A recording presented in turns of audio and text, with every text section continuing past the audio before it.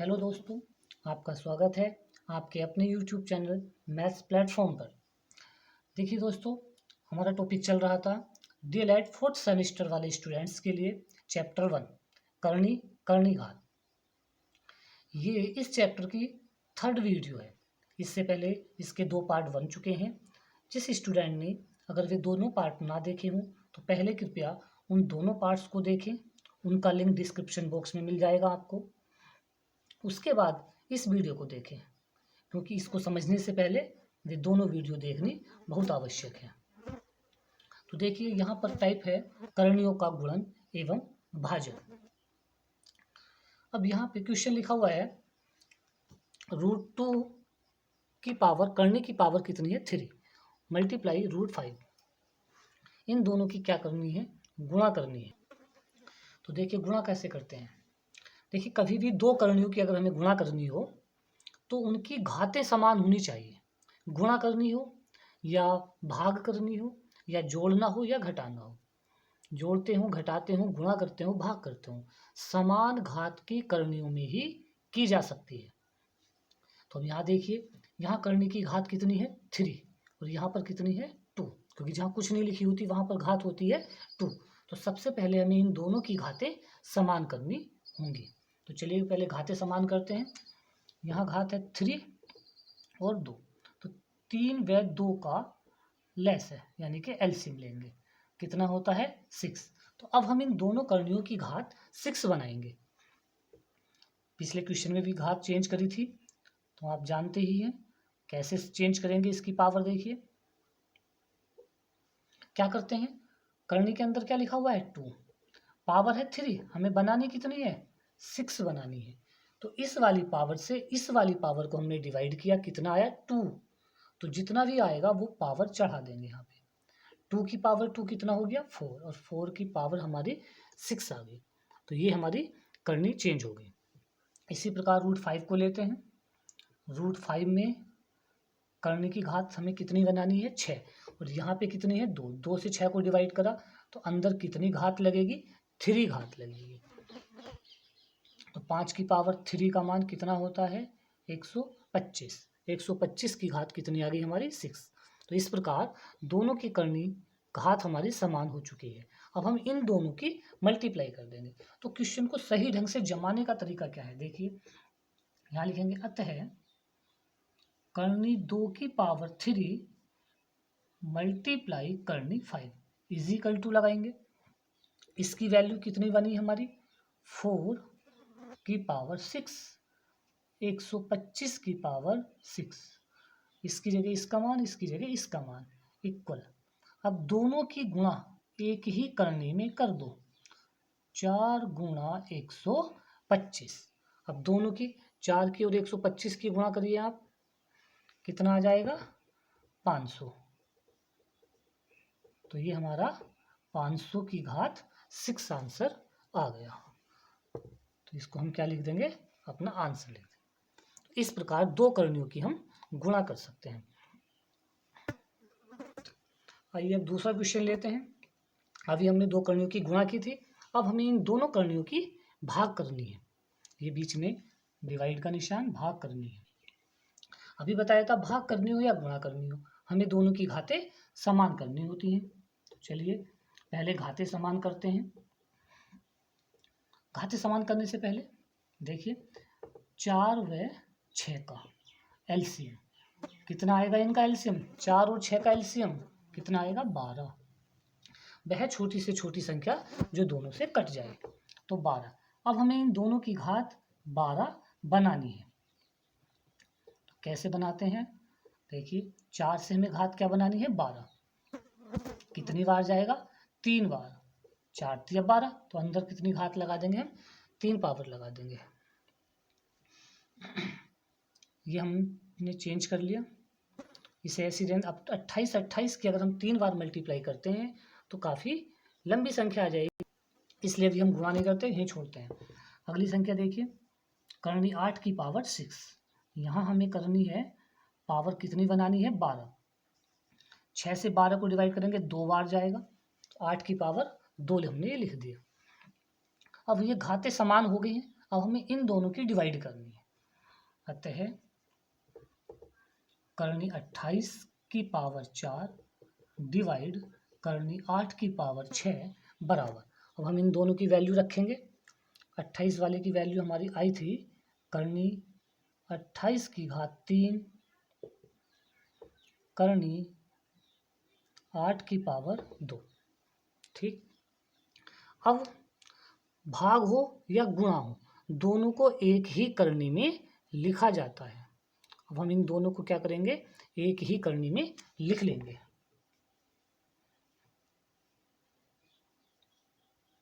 अट्ठाईस की पावर 3 थी तो हमने क्या किया, इसे 3 बार लिख लिया, 28 28, और डिवाइड में 8 की पावर 2। इस वजह से हमने गुणा नहीं करी थी कि अब हमें काटने में आसानी हो जाएगी। ये करने की घात 12 है, ऐसे करके लिख दूँ। अब इसको काटिए, जितने से भी कट सकता है। 4 दूनी 8 और 4 सत्ते 28। इसे 4 से काटा, 4 दूनी 8 और 4 सत्ते 28। ठीक, उसके बाद ये देखिए, ये 2 और 2 4, 2 दूनी 4, 4 से इस 28 को काटा, 7 बार जाएगा। ठीक, ऊपर हमारा सब कुछ कट गया। 7 ये है, 7 ये है, 7 ये है। 7 की पावर कितनी हो गई यहाँ पे, 7 की पावर 3 हो गई अंदर, और बाहर कितनी है पावर 12। अगर अंदर वाली पावर से ये वाली पावर कैंसिल हो रही है तो हम इसे कैंसिल कर सकते हैं। तो हम इसको क्या लिखेंगे, 7 की पावर 3 गुणा 1/12, और कितनी बार जाएगी, 4 बार।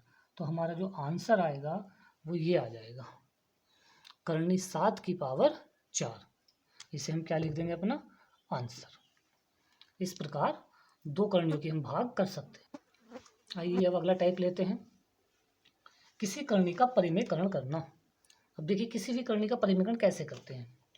जैसे यहाँ क्वेश्चन दिया है, √98 का परिमेयकारी गुणक बताओ।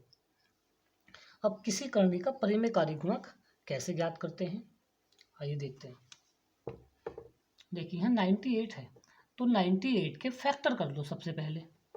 तो 98 के फैक्टर 7, 7 सत्ते 49, और 49 दूनी 98। तो ये हमने 98 के फैक्टर कर लिए। करनी की पावर है 2, तो 2 2 के जोड़े बनाते हैं, और जिसका जोड़ा बन जाता है वो संख्या बाहर आ जाती है। तो करनी के अंदर क्या बचा है हमारा, 2।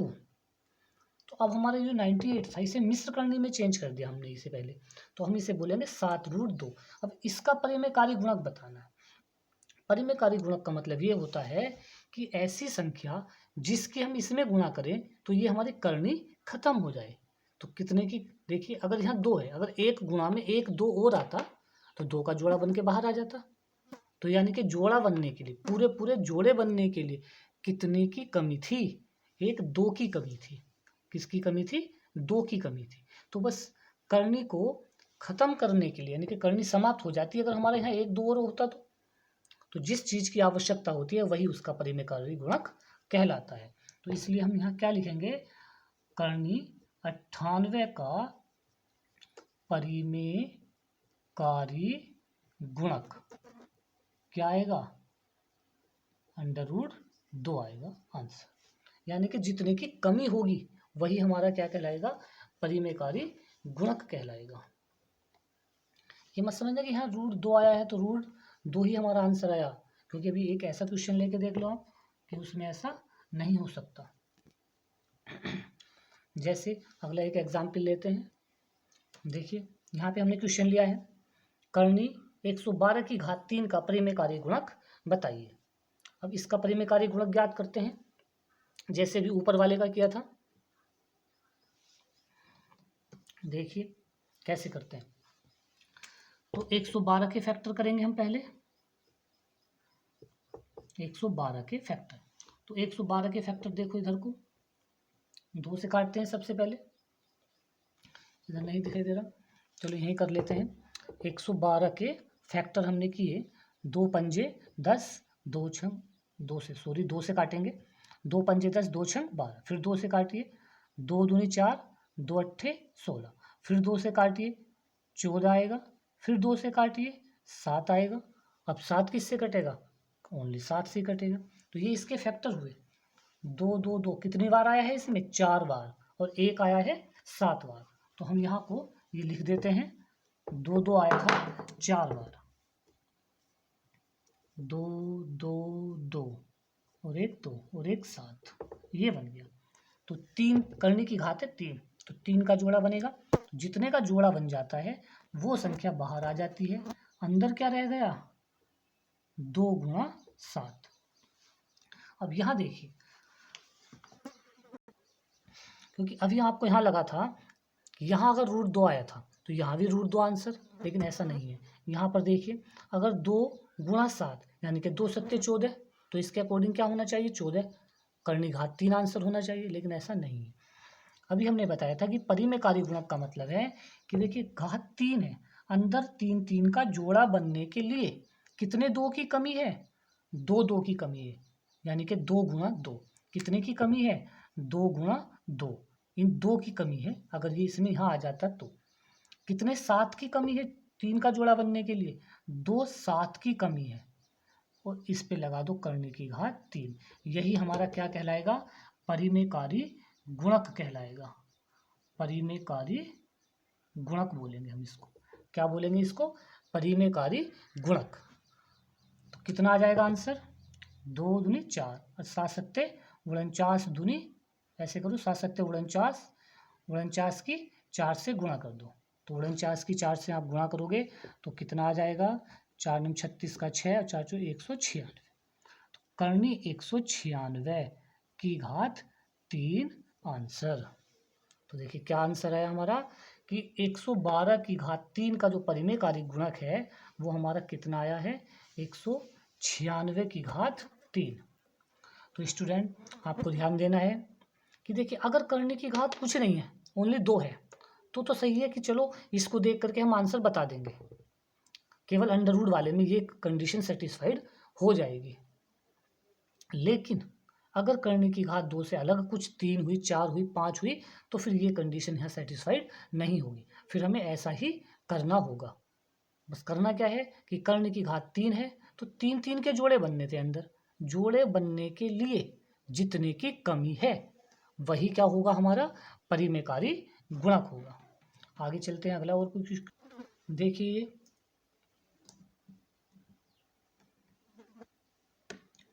अब लिया है हमने √3 + √2 का परिमेयकारी गुणक। अगर अब इस टाइप से आ जाए, यानी कि दो करणियों के बीच में प्लस या माइनस आए, तो उनका परिमेयकारी गुणक कैसे बताते हैं? बहुत ही सिंपल तरीका है। √3 + √2 का परिमेयकारी गुणक क्या होगा? बस इन दोनों के बीच में जो चिन्ह है उसको बदल दो। अगर प्लस है तो माइनस, और माइनस है तो प्लस, बस यही इसका क्या कहलाएगा? परिमेयकारी गुणक कहलाएगा। अगर यहाँ माइनस होता तो हम यहाँ पे प्लस लगा देते, अगर प्लस है तो माइनस लगा देंगे। ये क्या कहलाता है? इसका परिमेयकारी गुणक। अगर इसी में ये क्वेश्चन ऐसे आ जाता है 2√3 - 4√2, इस टाइप से, अगर इसका वो बोले कि इसका परिमेयकारी गुणक बताओ, तो भी कोई दिक्कत नहीं। यहाँ पे चाहे बाहर कुछ भी संख्या हो, हमें इससे कोई मतलब नहीं, बस केवल इस माइनस का क्या करेंगे? हम प्लस कर देंगे, चिन्ह बदल देंगे। तो माइनस का क्या बना देंगे? हम इसका प्लस बना देंगे, और यही क्या होगा? इसका परिमेयकारी गुणक होगा। तो प्लस या माइनस की अगर कोई करनी होगी तो उसमें सिंपल तरीका है ये। देखिए अब अगला क्वेश्चन, 3/√8 को हल कीजिए। इससे पहले अभी हमने केवल क्या सीखा था? हमने परिमेयकारी गुणक ज्ञात करना। अब उसका जो यूज होना है, अभी हमने केवल परिमेयकारी गुणक ज्ञात करना सीखा था, अब उसका यूज इस तरह के सवालों में होता है। 3/√8 को हल करने के लिए देखो कैसे करते हैं। 3/√8 है, तो अब अगर बटे में जो संख्या अंडर रूट में आएगी इसके फैक्टर हो सकते हैं तो कर लो, पहले तो फैक्टर ही करिए। अब इसका देखिए 2 बाहर आ जाएगा क्योंकि 2 का जोड़ा बन चुका है।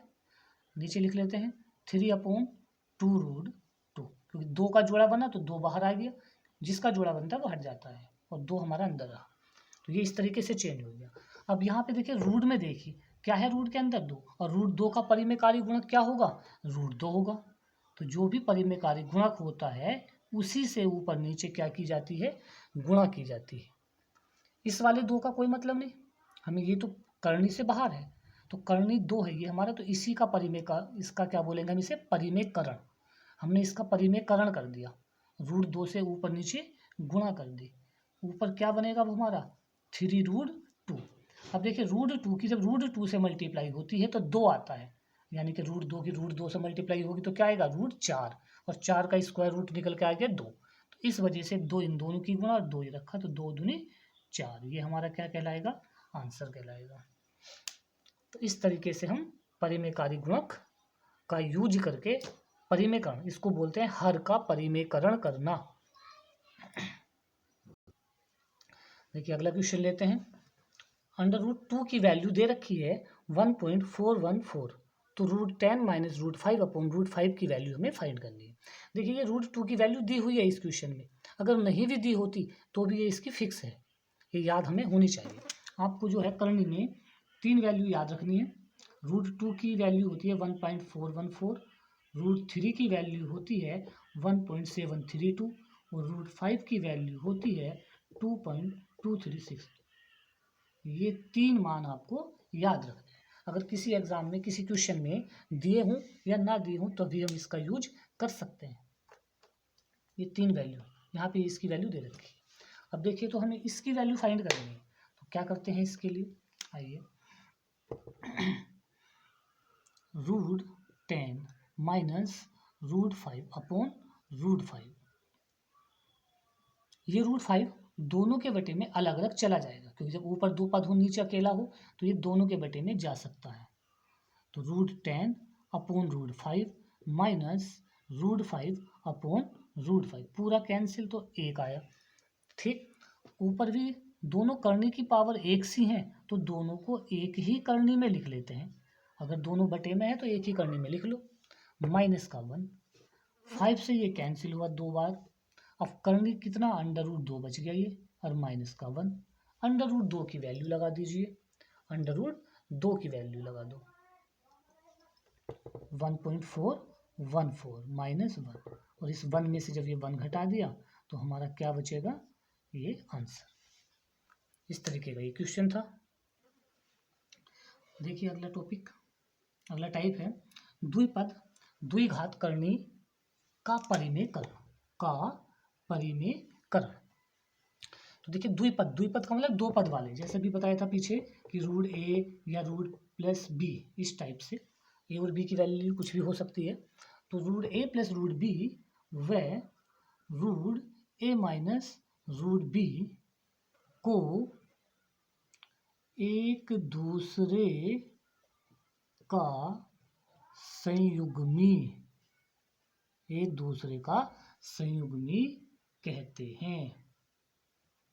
अभी इससे पहले हमने बताया था कि अगर करनी में 2 करनी दे रखी हो, बीच में प्लस या माइनस हो, तो वो एक दूसरे का परिमेयकारी गुणक कहलाता है। यानी कि इसका परिमेयकारी गुणक ये होगा और इसका परिमेयकारी गुणक ये होगा, तो इन दोनों को क्या कहते हैं, एक दूसरे का संयुग्मी, इंग्लिश में बोलते हैं कॉन्जुगेट। तो इस तरह के क्वेश्चन आएंगे तो उसमें क्या करना होता है, देखिए क्वेश्चन लेते हैं। 3/√2 प्लस √3, इसको हल करिए। दिया हुआ है 3/√2 प्लस √3 को हल कीजिए। देखिए कैसे करते हैं। जब भी हर में अंडर रूट में कोई संख्या आ जाए तो हमें इसका परिमेयकरण करना पड़ता है। तो परिमेयकरण करिए, नीचे वाले का चिन्ह बदल के ऊपर नीचे गुणा। तो देखिए नीचे हमें पता है कि ये करनी छोटी और ये करनी बड़ी है, तो पहले बड़ी वाली को लिख लो और बाद में छोटी वाली को। परिमेयकरण करने से पहले हमने ये काम कर लिया। अब इसका परिमेयकरण कर दिया, √3 माइनस √2 से ऊपर नीचे क्या कर दी हमने, गुणा कर दी। इधर साइड में लिख देना चाहिए हर का परिमेयकरण, हर का परिमेयकरण करने पर हमने क्या किया है, ये हर का परिमेयकरण किया है। तो अब इसकी गुणा करेंगे ऊपर, तो 3 √3 माइनस √2, ये दोनों गुणा में लिख लिए। नीचे देखिए क्या होता है, अगर एक जगह प्लस और एक जगह माइनस होता है तो जानते हैं formula a + b a - b मतलब a² और माइनस b²। और √3 का स्क्वायर 3 आ जाएगा, -2, तो 3 में से 2 गया तो नीचे तो 1 आ जाएगा, और नीचे का 1 लिखने की हमें आवश्यकता नहीं होती। तो ये हमारा आंसर आ गया 3√3 माइनस √2। अगला क्वेश्चन देखते हैं, और वो वेरी मोस्ट क्वेश्चन है, ये इंपॉर्टेंट क्वेश्चन है। √5 + √3 upon √5 minus √3 is equal to a + b। √3 दिया हुआ है तो a और b की वैल्यू फाइंड करिए। तो देखिए कैसे करते हैं, इसके इक्वल में ये दिया है, ये दोनों साथ साथ चलेंगे। इधर हम क्या करेंगे, हर का परिमेयकरण करेंगे। इसको यहीं पे लिख लो, हर का परिमेयकरण करने पर, हर का परिमेयकरण करने पर, तो हर का परिमेयकरण करते हैं।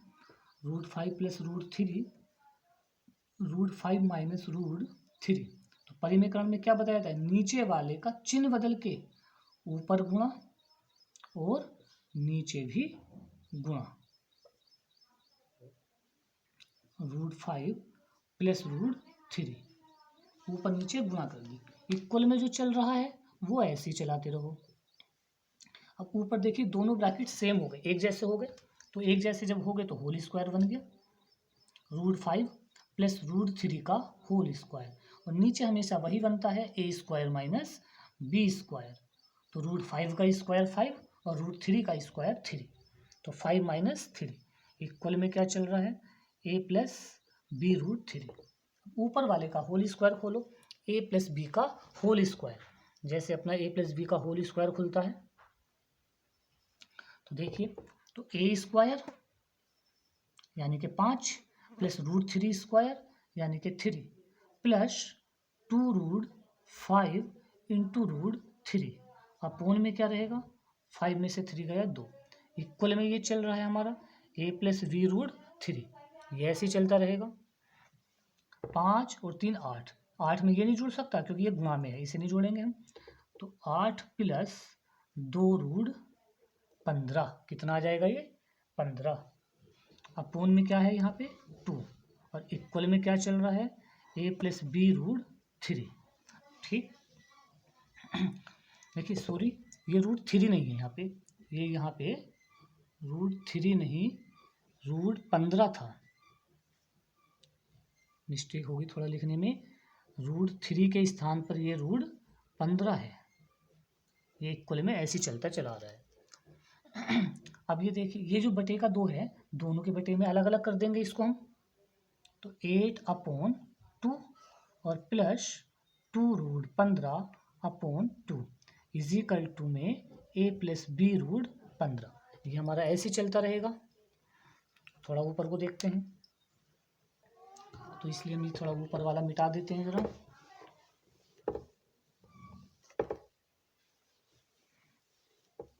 आप वीडियो को पॉज करके इसको अपनी कॉपी पर नोट डाउन करते रहना, नोट्स बनाना बढ़िया करके।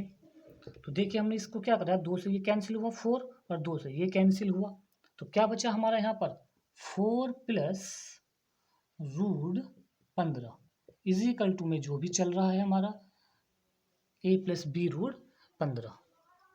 तो ये हमारा कटने के बाद हमें मिला, क्या मिला, 4 + √15 a + b√15। अब इन दोनों की हमें बस तुलना करनी है, दोनों ओर क्या करनी है, तुलना करनी है। तो यहाँ लिख देंगे दोनों ओर तुलना करने पर, दोनों ओर तुलना करने पर। अब दोनों ओर तुलना करिए, देखिए इधर √15 के गुणा में क्या है, b है, तो इधर √15 के गुणा में क्या है, कुछ भी नहीं है।